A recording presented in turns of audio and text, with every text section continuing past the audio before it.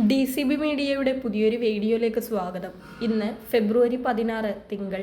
ഇന്നും തുടർന്നു വരുന്ന ദിവസങ്ങളിലും നിങ്ങൾ അറിഞ്ഞിരിക്കേണ്ട പ്രധാനപ്പെട്ട വാർത്താ അപ്ഡേറ്റുകളാണ് ഷെയർ ചെയ്യുന്നത്. ചാനൽ ആദ്യമായി കാണുന്നവർ സബ്സ്ക്രൈബ് ചെയ്യുക, വീഡിയോ ഇഷ്ടമായാൽ ലൈക്ക് ചെയ്യുക, ഫേസ്ബുക്കിൽ കാണുന്നവർ പേജ് ഫോളോ കൂടി ചെയ്യുക. ആദ്യത്തെ അറിയിപ്പ്, സംസ്ഥാനത്ത് സ്വർണ്ണവില കുറഞ്ഞിരിക്കുകയാണ്. ഒരു പവന് ഇന്നത്തെ വില 1,14,720 രൂപയാണ്. പവന് ഒറ്റയടിക്ക് കുറഞ്ഞത് 960 രൂപയാണ്. ഗ്രാമിന് ആനുപാതികമായി 120 രൂപയാണ് കുറഞ്ഞത്. 14,340 രൂപയാണ് 1 ഗ്രാം സ്വർണത്തിൻ്റെ ഇന്നത്തെ വില. വെള്ളിയാഴ്ച 2 തവണകളായി പവന് 2,400 രൂപ കുറഞ്ഞെങ്കിലും ശനിയാഴ്ച ഒറ്റയടിക്ക് 1,920 രൂപ വർദ്ധിച്ചിരുന്നു. ജനുവരി 29 രേഖപ്പെടുത്തിയ 1,31,160 രൂപയാണ് സ്വർണ്ണവിലയിലെ റെക്കോർഡ്. ഡിസംബർ 23 പവൻ വില ആദ്യമായി ലക്ഷം കടന്നത്.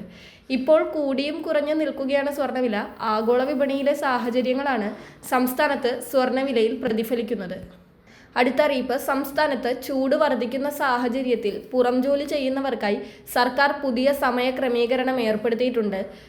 രാവിലെ 7 മണി മുതൽ വൈകുന്നേരം 7 മണി വരെയുള്ള സമയത്തിനുള്ളിൽ 8 മണിക്കൂർ ജോലി ചെയ്യുന്ന രീതിയിൽ ക്രമീകരിക്കണം. ഉച്ചയ്ക്ക് 12 മണി മുതൽ 3 മണി വരെ നേരിട്ട് വെയിലേൽക്കുന്ന പുറം ജോലികൾക്ക് നിയന്ത്രണം ഏർപ്പെടുത്തിയിട്ടുണ്ട്. തൊഴിലുറപ്പ് തൊഴിലാളികൾ, നിർമ്മാണ തൊഴിലാളികൾ, റോഡ് നിർമ്മാണ മേഖലയിലുള്ളവർ എന്നിവർ ഈ നിർദ്ദേശം പാലിക്കേണ്ടതാണ്. അടുത്ത അറിയിപ്പ്, ഒഴിവാക്കൽ മാനദണ്ഡങ്ങളിൽ ഉൾപ്പെടാത്ത മുൻഗണനേതര വിഭാഗമായ NPS നീല, NPNS വെള്ള റേഷൻ കാർഡുകാർക്ക് മുൻഗണനാ വിഭാഗമായ PHH പിങ്ക് വിഭാഗത്തിലേക്ക് മാറുന്നതിനായുള്ള ഓൺലൈൻ അപേക്ഷകൾ സമർപ്പിക്കുവാനുള്ള സമയപരിധി കഴിഞ്ഞ ദിവസം നീട്ടിയിരുന്നു. നേരത്തെ ഫെബ്രുവരി 13 വരെയായിരുന്നു ഇത്തരത്തിൽ അപേക്ഷകൾ സമർപ്പിക്കാനുള്ള സമയം. ഇപ്പോഴത് ഫെബ്രുവരി 20 വരെ നീട്ടിയിട്ടുണ്ട്.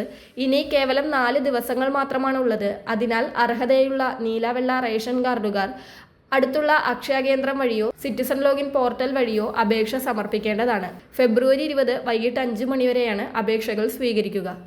അടുത്തറിയിപ്പ്, PM കിസാൻ സമ്മാൻ നിധിയുടെ 22ാം ഗഡു ഈ മാസത്തോടെ കർഷകരുടെ അക്കൗണ്ടുകളിലേക്ക് എത്തിയേക്കുമെന്ന അറിയിപ്പുകളാണ് എത്തുന്നത്.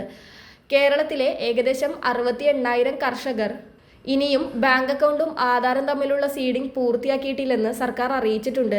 ഇത് പൂർത്തിയാക്കാത്തവർക്ക് ആനുകൂല്യം മുടങ്ങാൻ സാധ്യതയുണ്ട്. അതിനാൽ എല്ലാവരും ഇക്കാര്യം പൂർത്തിയാക്കുവാൻ ശ്രദ്ധിക്കുക. ആനുകൂല്യം ലഭിച്ചുകൊണ്ടിരിക്കുന്നവരും മുൻപ് മുടങ്ങിയവരും ആധാർ വെബ്സൈറ്റിലോ PM കിസാൻ പോർട്ടലിലോ തങ്ങളുടെ ബാങ്ക് സീഡിംഗ് സ്റ്റാറ്റസ് ആക്റ്റീവ് ആണോ എന്ന് ഉറപ്പുവരുത്തണം.